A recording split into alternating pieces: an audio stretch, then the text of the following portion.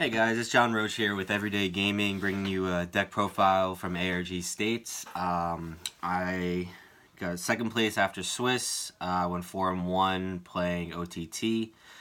I'm going to do the deck profile real quick because standard format, so the deck is pretty straightforward right now. So I'm going to do that real quick and then just go into matchups. Obviously you got your starter, trigger lineup, 4 crit, 4 heal, 4 perfect guard draw. Pretty standard, like I said. Grade 1 lineup. 2 Luckbird. I've tested different numbers of Luckbird, but I feel like 2 is the right number. You don't really want to draw it all the time, and when you do see it, it's, you know, the extra card helps in the early game, especially with a lot of the force matchups. 2 Gemini, again, there's just not a better grade 1 in my opinion to play right now. It's generic 8K. The effect comes up once in a blue moon, but not that often. But it's good to have. Then obviously your good ones, for Falafel Mages, obviously check top card, makes CEO bigger, all the good stuff. And obviously your best ride and your best rear guard, Circle Mages. The second effect to draw a card, obviously, when you ride is the best thing you can do. And the first effect actually won me like 2 games in Swiss, which was really nice because like I cycled away into triggers and just won because that's what the card does. Grade 2s. This is where my deck is a little bit different, and a lot of people argue with me on this point, but I'll go into why I did it later. Obviously, 4 Promised Daughter. 4 Little CEO, those standards. I play 2 Silent Tom, because this is a part where everyone yells at me, but I'll go into why I play it when I go through the deck when I go through like matchups. And then I played the 1 Nene. And grade 3s, again, pretty standard. Double Deer, it's your late game push, it's your win condition. During against like Nectar, it's how you force them to either drop their hand or just die. So it's a great way to push card advantage. 4 CEO and 4 Promised Daughter.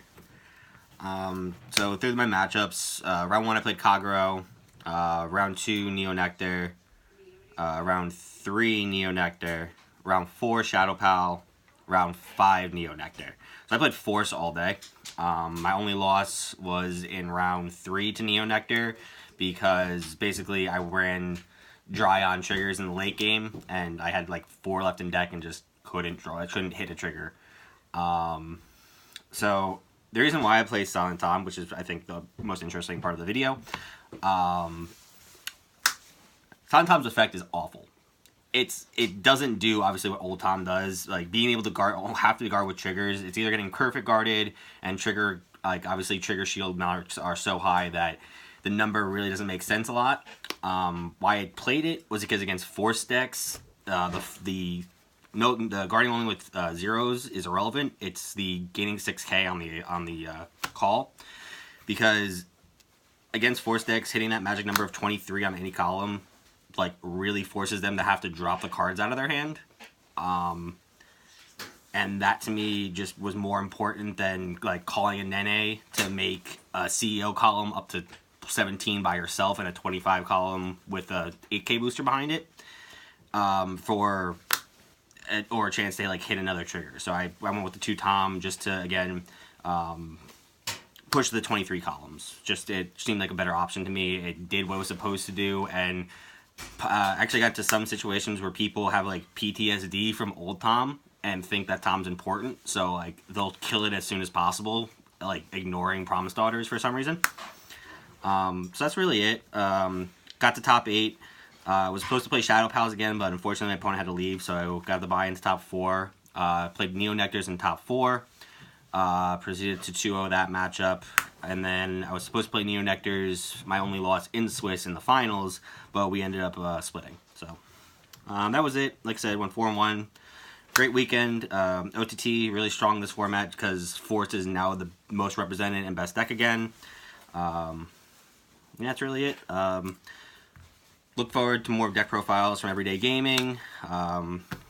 New and upcoming team. Yeah, checks out.